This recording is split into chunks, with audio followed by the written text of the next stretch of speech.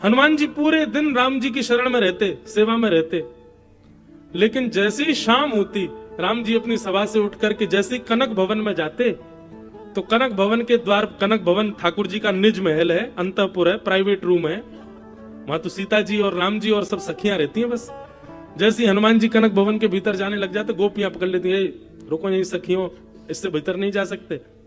हनुमान जी कहते, हम राम जी के अनन्य भक्त हैं, हम एक एक क्षण उनको देखना चाहते हैं, आप ऐसा हम पर अन्याय मत किया करो। पूरी रात हमको बिना राघवेंद्र सरकार को देखे हम कैसे व्यतीत करते हैं हम ही जानते हैं, आप कृपा करिए, किसी दिन हमारे प्राण निकल जाएंगे, आप हमको रात में जाने दिया करो भीतर। सखियां बोली, हनुमान जी पूरे दिन रहो आप साथ में, पूरे साल रहो साथ में, लेकिन सूर्यास्त के बाद सूर्य उदय तक, तब तक आप नहीं रह सकते। अरे ये सब कनक भवन की सखियां हैं, या सखियां और केवल सिया जी रह सकती हैं भीतर, पुरुष का प्रवेश वर्जित है। तो हनुमान जी रोते, हे विधाता तुमने हमको पुरुष क्यों बनाया, हमको सखी बना देते, हमको स्त्री बना देते। ये सखियां बढ़िया हैं, पूरे दिन भी राम जी को देखती हैं और रात में भीतर अंतःपुर में भी देखती हैं, हम पुरुष क्यों बन गए। राम जी की याद में हनुमान जी पूरी रात कनक भवन की देहरी पर रोते रहते। अरे भाई रुदन तो तब मानो ना, 1 आध वर्ष के लिए ठाकुर जी कहीं गए, बस रात भर के लिए गए, रात भर में रोने लग जाते। हनुमान जी पूरी रात रोते, और जैसे सूर्य उदय होता हनुमान जी नाचने लग जाते, अब राम जी आएंगे, अब बाहर आ रहे होंगे, अब राघवेंद्र सरकार दिखेंगे। और जैसे ही कपाट खोल करके राम जी बाहर आते, सो ही हनुमान जी लिपट जाते। हनुमान जी की आंखें लाल, हनुमान जी को अपने हृदय से लगाते। राम जी बोलते, तुम रात भर सोए नहीं? बोलो, भगवान दर्श बिन दुखन लागे नैन, वास्तव में आपको देखने से ही मुझे चैन मिलता है, मैं आपको देखे बगैर रह नहीं सकता।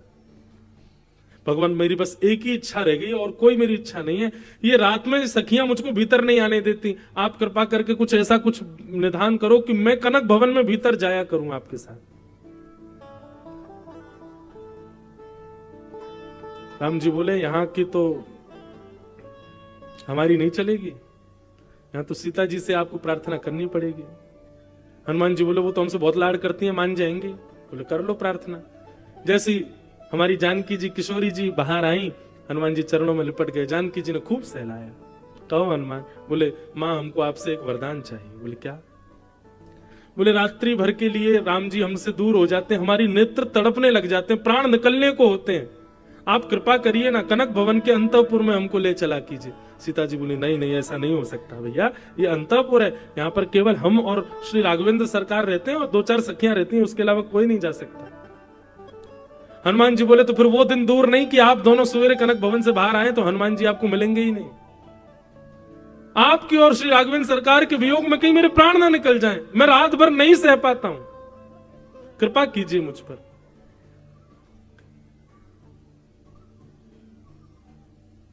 तब जानकी जी ने अनुग्रह किया और हनुमान जी को एक आध बार तो मना कर दिया, बोले कि नहीं अभी नहीं, अभी बाद में देखेंगे, सोचेंगे, विचार करेंगे। लेकिन हनुमान जी को तो इतनी तड़प थी, सरजू जी के तट पर जाकर के हनुमान जी महाराज बैठ गए, राम जी के वियोग में रोने लगे। जैसे ही नेत्रों के अश्रु बिंद ने सरजू जी में प्रविष्ट किया, अश्रु बिंद जैसे ही सरजू जी में गया, अयोध्या जी से लेकर के और मान सरोवर तक सरजू जी के संपूर्ण जल उष्ण हो गया, भाप बन के आकाश में उड़ने लगा, गर्म हो गया महाराज।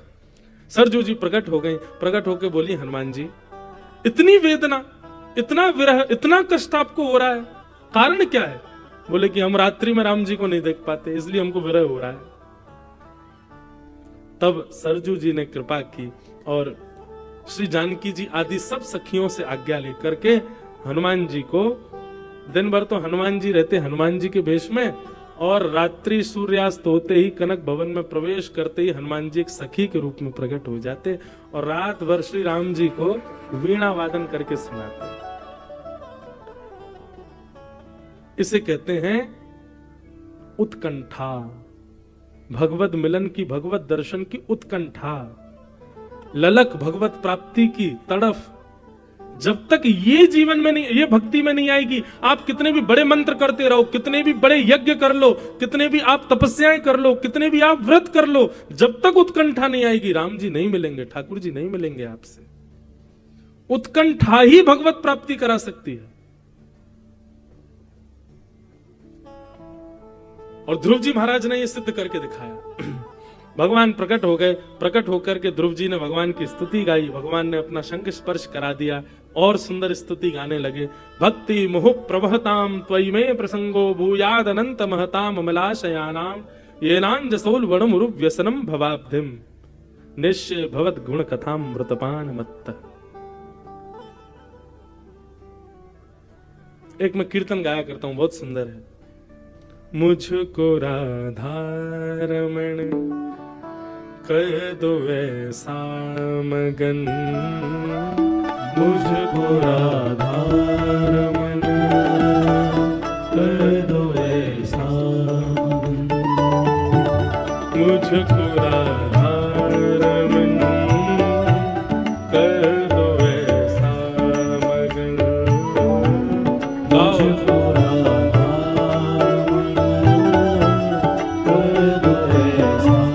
कैसा मगन, रटू मैं तेरा नाम यूं आठों याम, रटू मैं तेरा नाम आठों याम, रटू मैं तेरा नाम मैं आठों याम,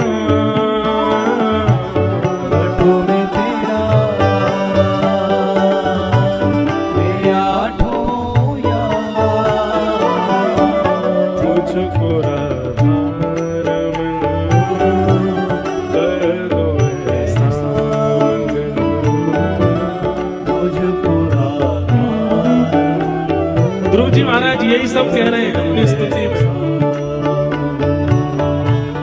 भाव भरे भूषणों से आपको सजाऊं मैं, भाव भरे भूषणों से आपको सजाऊं मैं, नित नर भोज निज हाथों से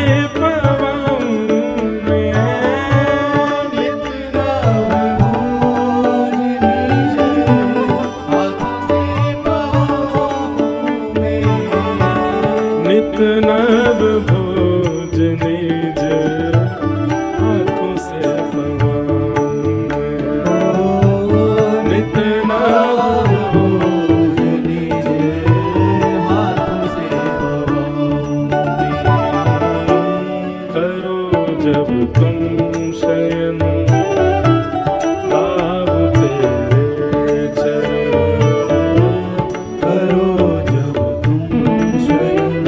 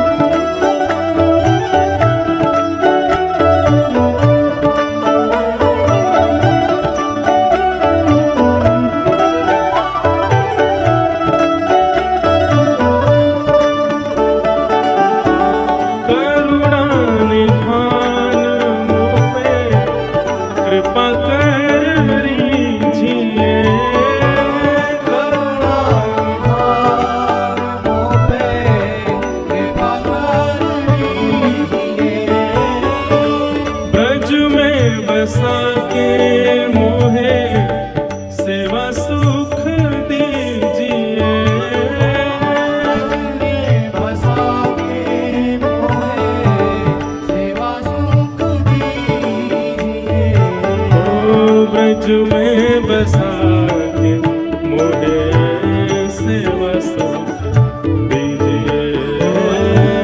ब्रज में बसा के मोहे सेवा सुख दीजिए। प्रेम से भर दो मन गाऊं तेरे भजन। प्रेम से भर दो मन गाऊं तेरे भजन। और तुम्हें तेरा नाम यूं आठों घटों में तेरा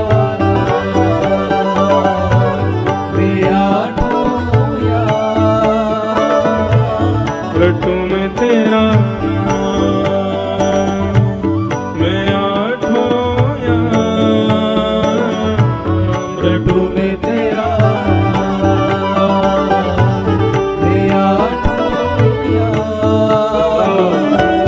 मुझको राधा कर दो ऐसा। मुझको राधा कर दो सब लोग गाओ। हे जय जय राधा रमण प्यारो राधा रमण। राधा रमण प्यारो राधा रमण।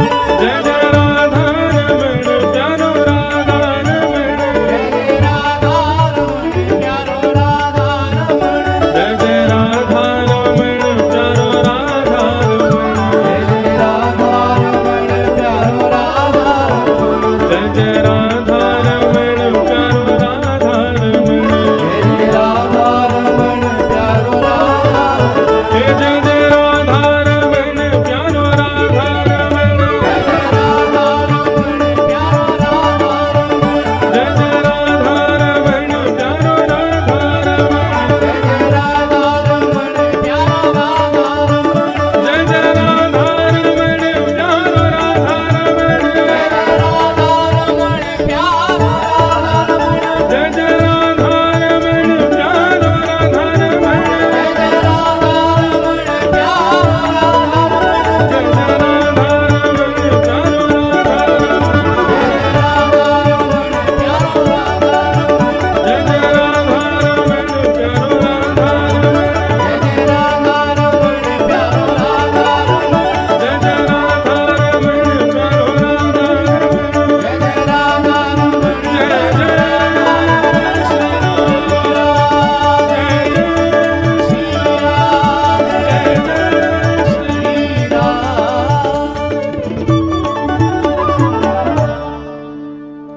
ध्रुव जी भगवान की स्तुति गाते हुए ऐसा ही भाव रख रहे हैं। भगवान मुझ पर आप बस इतना अनुग्रह कर दीजिए। भक्ति मुहु प्रभवताम त्वयि में प्रसंगो भूयाद अनंत महताम अमलाशयानाम येनां जसौल वणम रूप व्यसनम भवाब्धिम नेश्य भवत गुण कथाम मृतपानमत्त।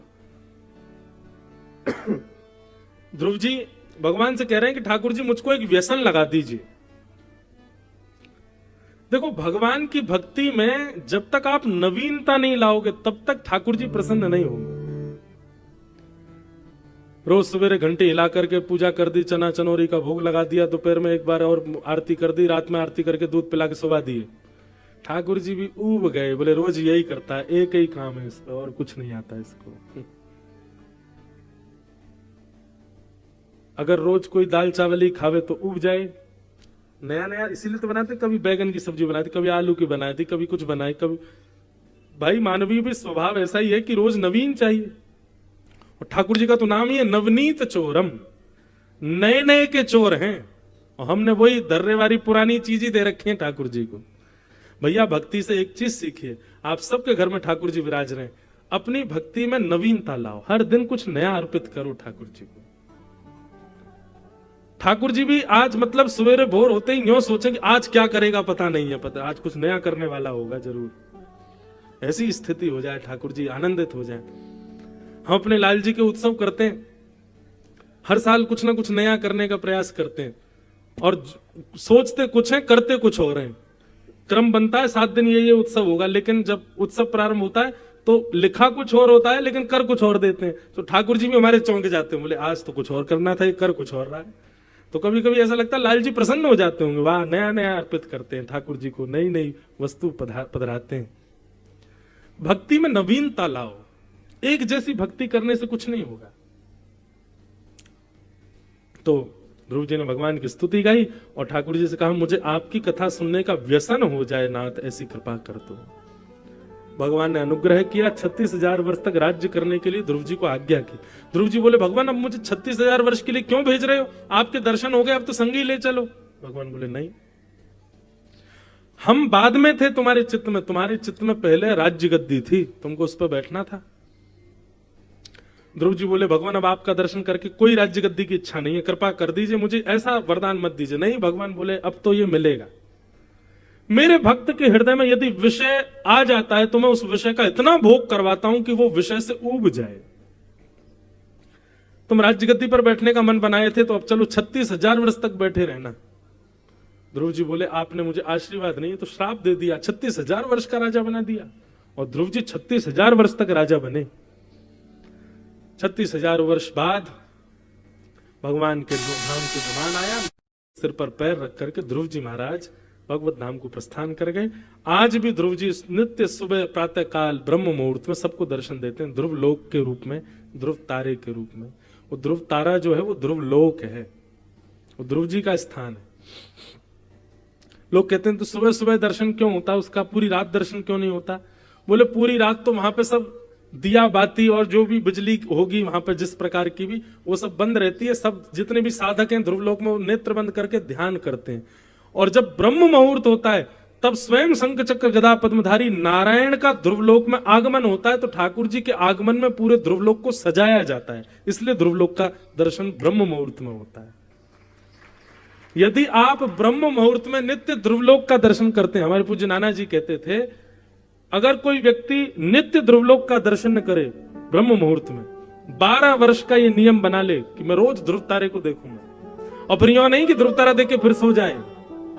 लोग भी बड़े चतुर है, वो तारा ही तो देखना है, देख लिया, हाँ दिख गए, सो गए। नहीं, ध्रुव तारा देखने का मतलब स्नान ध्यान करके ध्रुव तारा का दर्शन करे, ध्रुवलोक का दर्शन करने के बाद फिर अपना नाम जब ध्यान आदि, फिर बिस्तर पे नहीं जाए, सोवे। 12 वर्ष तक यदि किसी व्यक्ति ने इस नियम का पालन कर लिया, नित्य ध्रुवलोक का दर्शन किया, तो ध्रुव जी स्वयं श्रीमन नारायण को लेकर के एक ना एक दिन उसके सामने प्रकट हो जाएंगे और उसको दर्शन कराएंगे। हमारे पूज्य नाना जी ऐसी आज्ञा करते थे। तो ऐसे ध्रुव जी महाराज को हम बारंबार प्रणाम करते हैं।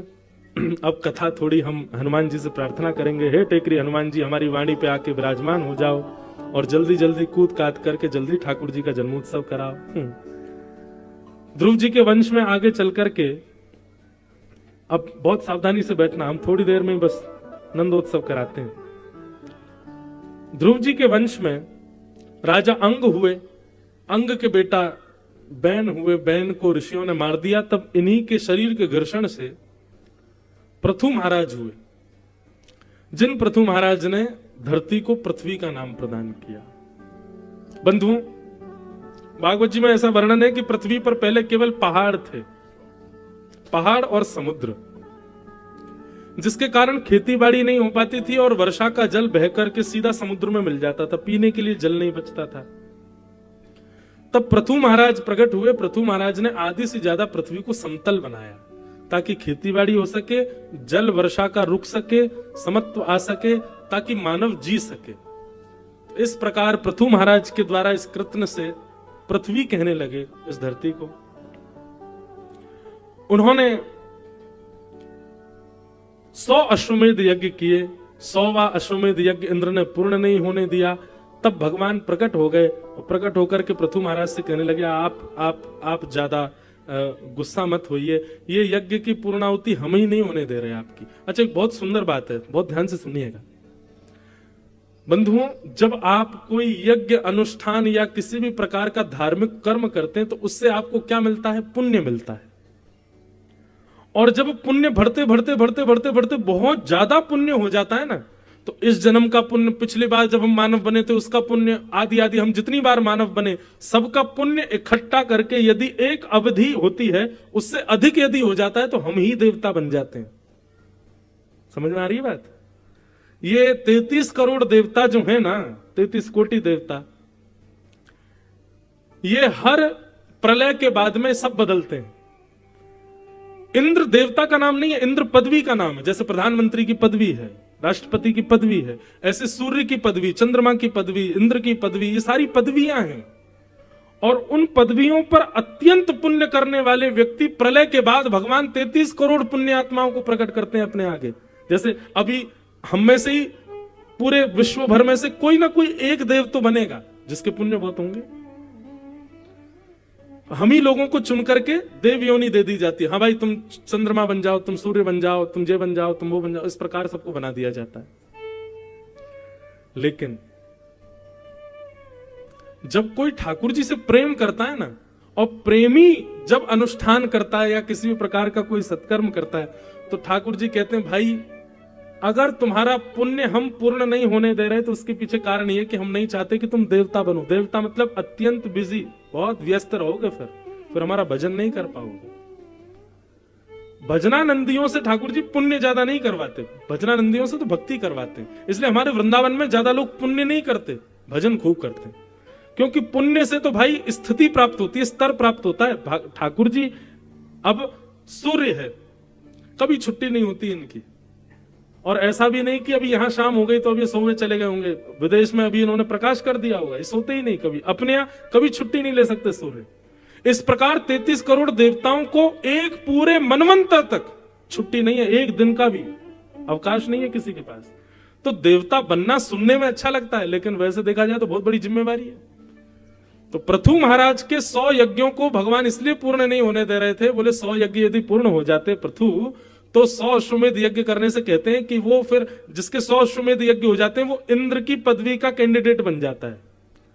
और बोले कहीं आपने 100 अश्वमेध यज्ञ पूर्ण कर दी और आपको इंद्र की पदवी मिल गई तो आप हमारा भजन नहीं कर पाओगे, इसलिए हम आपका यज्ञ पूर्ण नहीं होने दे रहे। ये अपूर्णता बनी रहे ताकि तुम हमारे भक्त बने रहो। इसलिए भगवान ने पृथु महाराज का यज्ञ पूर्ण नहीं होने दिया। आगे बंधुओं, यहीं पर रहुगण भरत संवाद, मनमंत्रों का वर्णन, नरकों का वर्णन, भूगोल खगोल का वर्णन, ये सारे वर्णन बड़े विस्तार से सुनाए गए हैं, बहुत सुंदर हैं। सबको हम प्रणाम मात्र करते हैं। किस किस मनवंतर में कौन कौन से ठाकुर जी पधारते हैं और कौन कौन उनकी सेवा करते हैं, सब वर्णन यहाँ किया गया।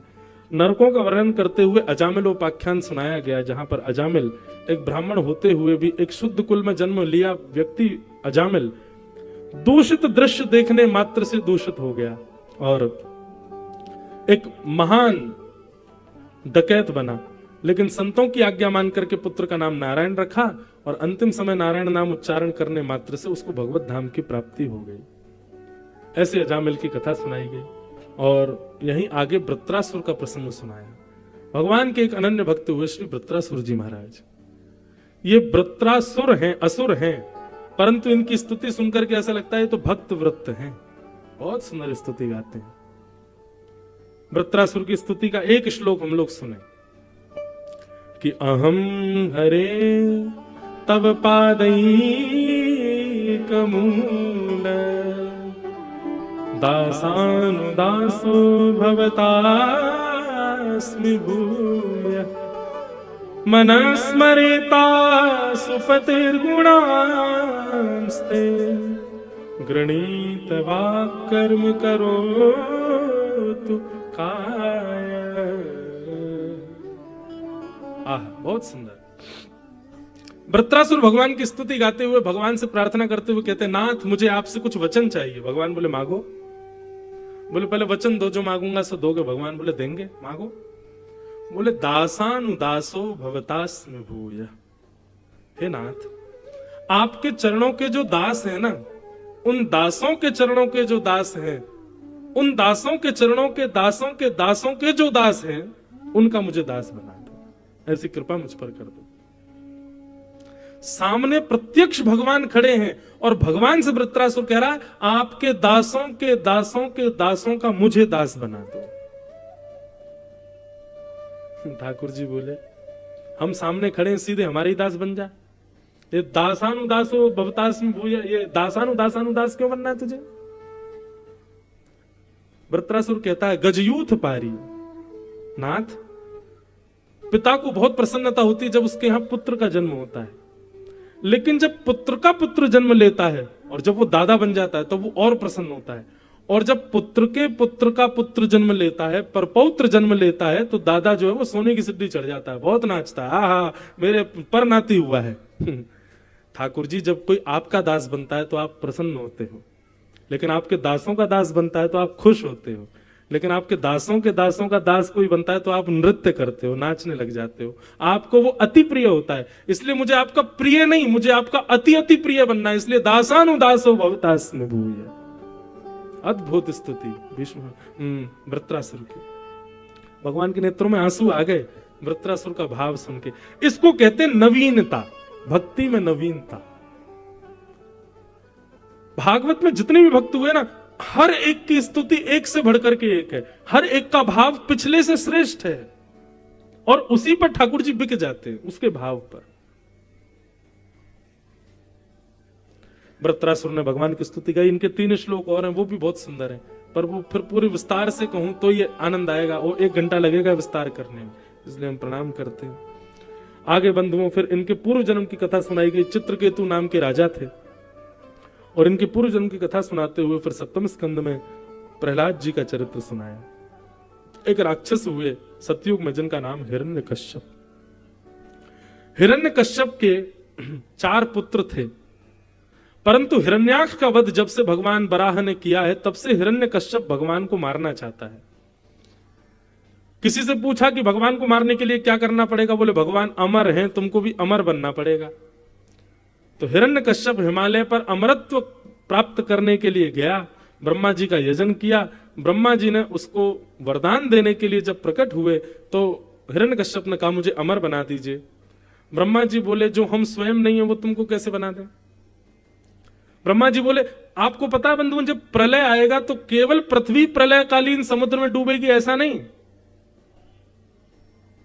पाताल लोक से लेकर के और ब्रह्म लोक तक सब समुद्र में डूब जाएगा, कुछ नहीं बचेगा। केवल पृथ्वी का प्रलय नहीं होता है, पाताल लोक यानी कि यमराज से लेकर के और ब्रह्म लोक तक, ये 14 भुवन सबका प्रलय होता है। समुद्र की लहरें इतनी तेज होंगी कि ब्रह्मा जी को भी लपेट लेंगी उसमें, तब प्रलय होगा।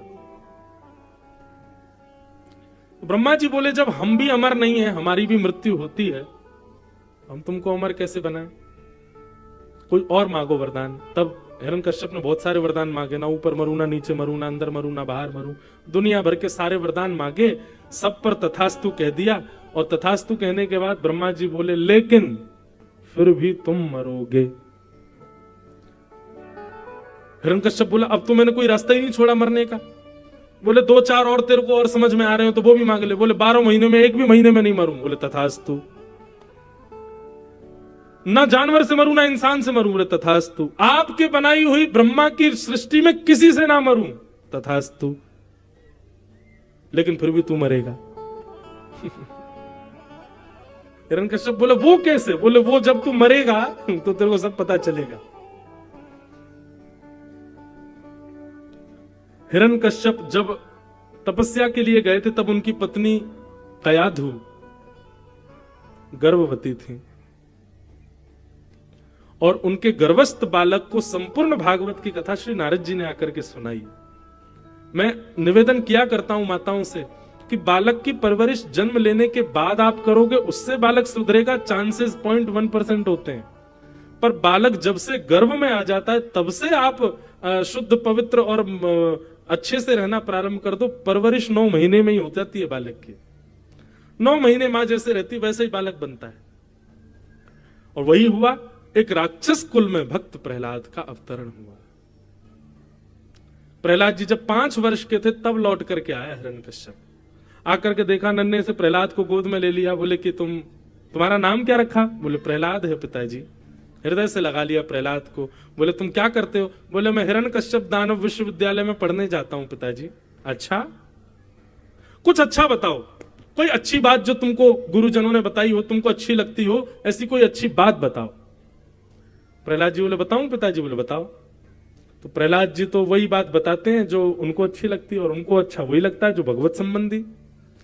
प्रहलाद जी बोले तत्साधु मन्ये सुरवर्य देहि नाम सदा समुद्विग्न धियाम सत्गृहात् हित्वात्मपातं ग्रहमन्धकूपम वनम गतो यद्धरिमाश्रयेत।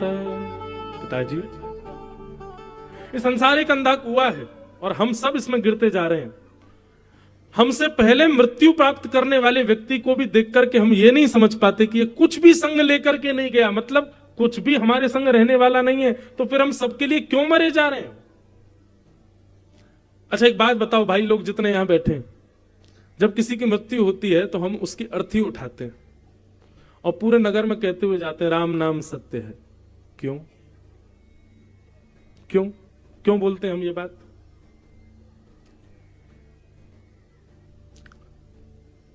उसके पीछे कारण ये है, अब यही तो बात है, बस कर रहे हैं, ये नहीं पता क्यों कर रहे हैं। किसी की अर्थी जा भी रही हो ना, हम उसमें सम्मिलित भी ना हो, तो भी हम दूर से कह देते हैं राम नाम सत्य है, बोलते हुए जा रहे हैं सब।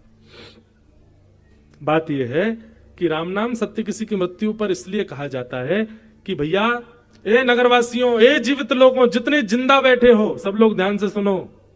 हम सबको बोलते हुए जाते हैं, ये जो हमारे कंधे पर टंग करके जा रहा है, इसने ब्याह भी किया लेकिन पत्नी इसके साथ नहीं गई, इसने बहुत पैसा भी कमाया, इसके धन भी संग नहीं गया, इसके 4 बालक भी हैं, वो भी इसके साथ नहीं जा रहे हैं, इसने बहुत जमीन जायदाद खरीदी, सब कुछ खरीद लिया, कुछ भी इसके संग नहीं गया। इसका मतलब ये नहीं कि सब करना नहीं है, ठीक है करो, पर आज ये अकेला जा रहा है और इसके साथ केवल और केवल राम का नाम जा रहा है, इसलिए राम नाम सत्य है। हे जीवित लोगों, जीवन में कुछ भी कमाइए पर राम के नाम को जरूर कमाइए। और इतनी बड़ी विडंबना है भैया, इतने बड़े आश्चर्य की बात है कि राम नाम सत्य है, यह भी एक अपशगुन हो गया है। अगर किसी का विवाह हो, किसी का जन्मदिन हो, और कुछ नहीं तो कल एक काम कर देना, सुबह सुबह उठ के सबको व्हाट्सएप पे बोल देना राम नाम सत्य है। क्यों हंसे आप लोग? क्या गलत था क्या? ये क्या राम का नाम सत्य नहीं है? आज उन्हीं राम जी के लिए पूरा विश्व इतना आनंदित है, इतना, और उन्हीं के नाम को सत्य बताने में हम लोगों ने अपशगुन रखा है। इससे बड़े कलयुग का प्रभाव और क्या होगा हमारे ऊपर? जो परम सत्य है हम उसी को असत्य बोलते हैं, उसी को ही एक अपशगुन मानते हैं और केवल एक स्थिति पर ही बोलते हैं। कोई मरेगा तो ही बोलेंगे।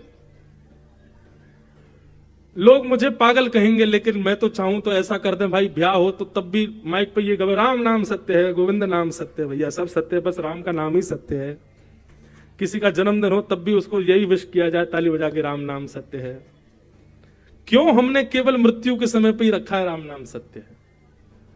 क्या राम कृष्ण हरि ये नाम सत्य नहीं है? यही तो सत्य है।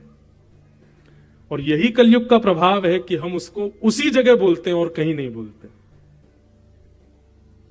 वही बात यहां पर श्री प्रहलाद जी कह रहे हैं, पिताजी ये संसार एक अंधा कुआं है, सब भेड़ चाल चल रहे हैं, सब मरते जा रहे हैं, सब अपने आंखों के आगे लोगों को मरता देख रहे हैं और यह भी देख रहे हैं कि उसने कुछ भी कमाया लेकिन कुछ भी संग लेकर के नहीं गया, तब भी व्यक्ति चेतता नहीं और भजन नहीं करता। कितना बड़ा आश्चर्य है। इसलिए पिताजी, व्यक्ति को चाहिए समय से पहले भगवत भजन करने के लिए वनम गतः यद्धरिमाश्रयेत, वन में जाके भगवान का भजन करना चाहिए। हिरण्यकश्यप ने उठा करके प्रहलाद को दूर पटक दिया, ये मेरा पुत्र है ही नहीं, मेरा बालक नहीं है ये क्या हरि हरि चिल्ला रहा है? हरि का भजन करो, हरि हरि हरि क्या कहते हैं, प्राण निकले उससे पहले वन चले जाओ, ये कोई मेरे पुत्र के लक्षण तो नहीं है। सैनिकों को आज्ञा कर दी, इसको मार दो, कैसे भी मारो, मैं इसको मरा हुआ देखना चाहता हूं। खूब प्रयास किए लेकिन प्रहलाद जी नहीं मरे। पहाड़ों से फेंक दिया, नीचे गिर गए प्रहलाद जी, लेकिन जैसे सैनिक नीचे आए देखने के लिए शव को, तो देखा प्रहलाद जी तो चुपचाप बैठे, हरिशरणम हरिशरणम भजन कर रहे हैं, बच गए। सर्पों के बीच में डाल दिया, सर्प डसते तो हैं लेकिन प्रहलाद जी का स्पर्श करते ही वे सर्प भी सब मुक्त होकर के भगवत भजन करने लग जाते हैं। पागल हाथियों के बीच में छोड़ दिया, लेकिन प्रहलाद जी को पकड़ते ही सूंड से जैसे ही स्पर्श करते हैं प्रहलाद जी का, उनकी बुद्धि भी सुधी हो जाती है, वे भी सब प्रहलाद जी के साथ नृत्य करने लग जाते हैं। विष का प्याला पिला दिया, विष का प्याला हरि चरणामृत बता करके पिलाया, हरि चरणामृत समझ करके पिए तो चरणामृत का ही काम किया, विष का कोई प्रभाव प्रहलाद जी पर नहीं हुआ। हर जगह से प्रहलाद जी बच गए। राक्षसों ने पूछा तू कैसे बच जाता है? बोले ये तो केवल मेरे हरि के नाम का कमाल है, अभी तो हरि आए ही नहीं है, उनके नाम का कमाल देख रहे हो तुम लोग। हे राक्षसों सोचो, जिनका नाम मेरी इतनी रक्षा कर रहा है वो हरि स्वयं प्रकट हो गए तो क्या होगा। ये बात सुनकर के हिरण्यकश्यप से जाकर के सब सैनिकों ने कहा भैया ये ऐसे मरने वाला नहीं है, इसको कोई दैवी विद्या है, इसको आप विद्यालय भेज दो, कुछ दिन और राक्षसी विद्या पढ़ेगा शायद सुधर जाए। प्रहलाद जी को विद्यालय भेज दिया। एक दिन अवकाश था, छुट्टी थी, प्रहलाद जी कीर्तन करने लगे और उनका कीर्तन सुन के सारे दैत्यों के बालक भी कीर्तन करने लगे, हरिशरणम हरिशरणम। ऐसी ऊंची ध्वनि हुई कि महाराज हिरण्यकश्यप के महल में जाने लगी। हिरण्यकश्यप ने तलवार निकाली, आकर के सब को इतर वितर करते हुए जैसे ही प्रहलाद जी को धक्का दिया, शांत हो जा, एक शब्द भी अपने मुख से मत निकालना, तेरा हरि कहां है, पहले उसको मारूंगा फिर तुझे मारूंगा, बता वो है कहां? उसका भक्त है ना, तुझे पता होगा वो कहां है। प्रहलाद जी बोले पिताजी ये मत बोलिए वो कहां है, आप ये पूछिए वो कहां नहीं है। वो आप में भी है, मुझ में भी है, हम सब में है, एक एक कण में उनका निवास है। वो खंबायु अग्निम जलिलम सलिलम महिम च भूतिम से सत्वानी दृशोद्दुमादीन, सब जगह उनका निवास है। आकाश में भी वही है, पाताल में भी वही है, नदियों में भी वही है, पहाड़ों में भी वही है, वृक्षों में भी वही है, जड़ चेतन जीव सब में वही है। अच्छा इस खंबे में है? बोले हाँ, सब जगह तो इसमें भी है। अच्छा, जैसे ही मुष्टिक बना करके प्रहार किया, मुष्टिक का प्रहार करते ही खंभ भेदन हुआ और खंभ भेदन होते ही भगवान नृसिंह प्रकट हो गए। बोलो नृसिंह भगवान की। नृसिंह भगवान खंबे में थे? नहीं, प्रहलाद का विश्वास था कि इसमें है, इसलिए भगवान आ गए। भाव के वश में है भगवान, भाव नहीं तो मंदिर में भी दीखत बस पाषाण, भाव होए तो जित देखूं उतित प्रकट हो तो भगवान। भाव, ठाकुर जी की सत्ता मूर्ति में नहीं होती, मंदिर में नहीं होती, ठाकुर जी की सत्ता भाव में होती। भाव है तो है, नहीं तो नहीं। एक धन्ना जाट की कथा आती, जल्दी से सुनाऊं, मुझे इतनी जल्दी लग रही है कि मैं कितनी जल्दी कृष्ण जन्म करूं, पर यह भी लग रहा है कि कौन कौन से प्रसंग सुना दूं। आप लोग उठना नहीं, हाँ मैं अभी कर दूंगा कृष्ण जन्म। 5:15 हो गए, थोड़ी देर और, आज तो छूट मिल सकती है हमको, कृष्ण जन्म है। तो एक धन्ना जाट थे, धन्ना जाट की कथा आती है कि उनके घर एक संत आए और वो संत असली शालिग्राम जी की सेवा करते, षोडशोपचार उनकी सब, स्नान ध्यान सब करते। छोटे से धन्ना जाट नित्य ठाकुर जी की सेवा का दर्शन करते। सेवा का दर्शन करने के बाद जैसे संत जाने लगे तो धन्ना जी रोने लगे, बोले मुझे आपके ठाकुर जी चाहिए, आपके ठाकुर जी चाहिए। अब संत बोले ये तो बड़ी विडंबना हो गई, बालक तो रोने लगा, जिद पकड़ ली, मुझे तो आपके ठाकुर जी चाहिए। तो संत ने क्या किया, अपने ठाकुर जी सिंहासन से उतार के नीचे धर दिए और बाहर से एक पत्थर लाके उस पर इत्र लगा के वो सिंहासन पर धर दिए। और धन्ना जाट से कहा अच्छा बताओ तुमको चौकीदार ठाकुर जी चाहिए कि राजा ठाकुर चाहिए? धन्ना जाट छोटे से बोले मुझे तो राजा ठाकुर चाहिए। बोले देखो सिंहासन पर जो बैठे वो राजा ठाकुर और नीचे जो बैठे चौकीदार। धन्ना जाट बाल बुद्धि, छोटे बालक, बोले चौकीदार आप ले जाओ, महाराज को मैं रखूंगा। अब वो तो साधारण पत्थर था, लेकिन धन्ना जाट का इतना भाव, इतना भाव, इतना भाव ठाकुर जी के प्रति। अपनी माँ के पीछे पड़े रहते, मुझे चंदन दिला दो, मुझे रोरी दिला दो, मुझे अगरबत्ती दिला दो, मुझे दिया दिला दो, ठाकुर जी की पूजा करनी है। माँ कुछ भी नहीं दिलाती थी उनको, तो बेचारे अपने आप ही कुछ ना कुछ बना देते। कभी मट्टी का चंदन लगा देते पत्थर को, कभी ईंटा घिस करके उससे लालिमा प्रकट होती, उससे तिलक लगा देते ठाकुर जी को, कभी पुष्पों की सुंदर पुष्पों को जल में भिगो करके उसकी सुगंधी से इत्र लगा देते। कोई साधन तो था नहीं, छोटा बालक बेचारा ऐसी सेवा करते। माँ ने थाली लगा की थी धन्ना को कि जाओ भोजन कर लो, धन्ना छुपा के लाते अपने ठाकुर जी के आगे रख लेते, आप भोग लगाओ, ठाकुर जी प्रसाद पाओ। पर्दा करके खड़े हो गए, आप पालो मैं देख नहीं रहा हूं, थोड़ी देर में देखा, बोले ठाकुर जी आप तो पा ही नहीं रहे, अब आप नहीं पाओगे तो मैं कैसे पाऊंगा? धन्ना जी बोले ठीक है नहीं पाओगे तो मैं भी भूखा रहूंगा। 1 दिन 2 दिन 3 दिन निकल गए, धन्ना जी ने कुछ नहीं पाया। 3 दिन बाद बोले ठाकुर जी मुझे बहुत जोर की भूख लगी है, लेकिन आप खाओगे तभी खाऊंगा, पा लीजिए ना। थाली रख करके छोटे से बालक धन्ना बेचारे व्याकुल होके वहीं लेट गए। बोले ठाकुर जी जब तक पाओगे नहीं मैं भी नहीं पाऊंगा। इतने में धन्ना जी को आवाज आने लगी, चटकारे ले ले करके कोई बढ़िया भोजन कर रहा है, बढ़िया उंगलियां चाट रहा है, अपनी चप चप करके प्रसाद पा रहा है। इतने में धन्ना जी ने जैसे ही पर्दा हटा करके देखा, नन्हे से गोपाल जी थाली के ऊपर ही बैठ के भोजन कर रहे हैं।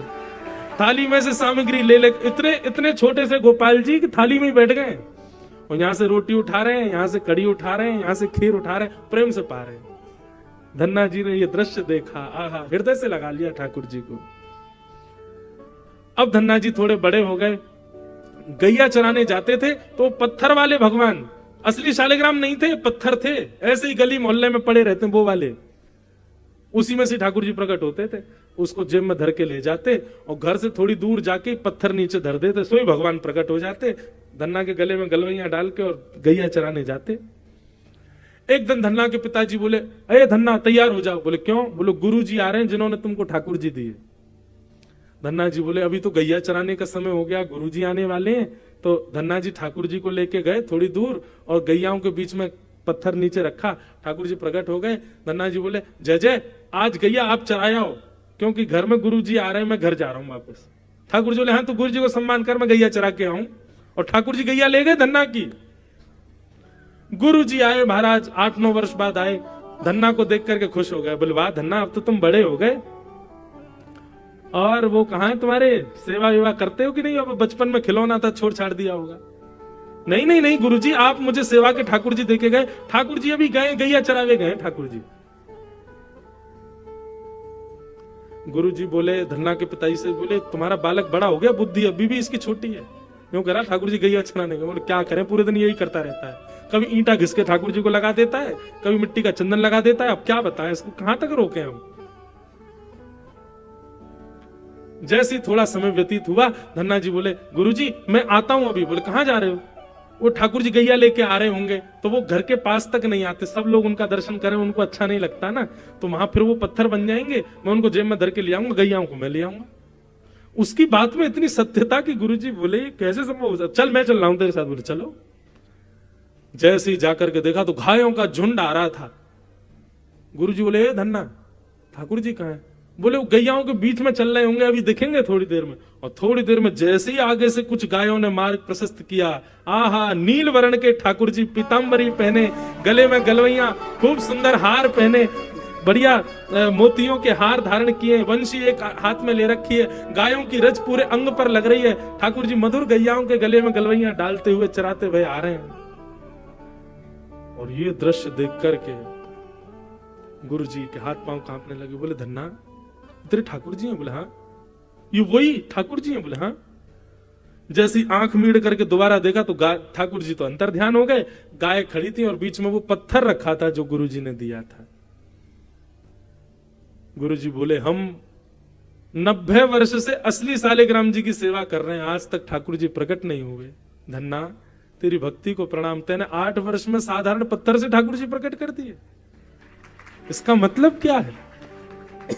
ठाकुर जी भाव में विराजते, ठाकुर जी मंदिर में, पाषाण में या किसी वस्तु में रहते हैं, ऐसा नहीं। ठाकुर जी आपके भाव में।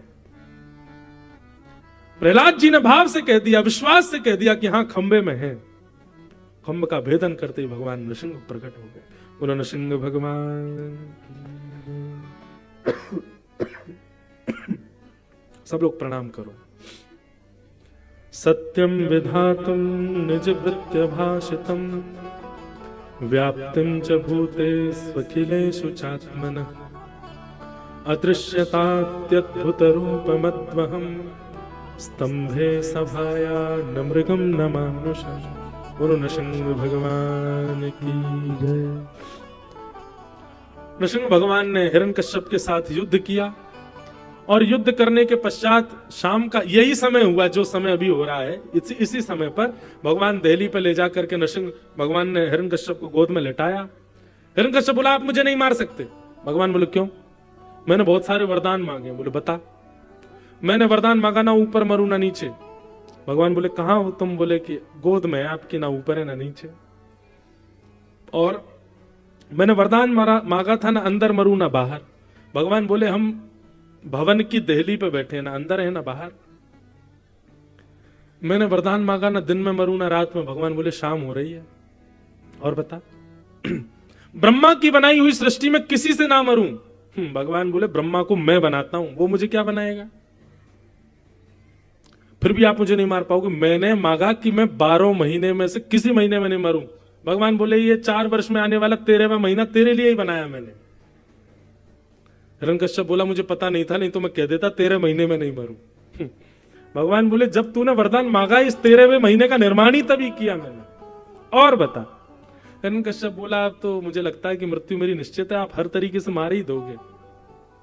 और भगवान नृसिंह का दर्शन करते हुए नृसिंह भगवान ने अपने सुंदर नखों से उसके पेट को विदीर्ण कर दिया, अंतड़ियों को निकाल दिया और हिरण्यकश्यप का वध कर दिया।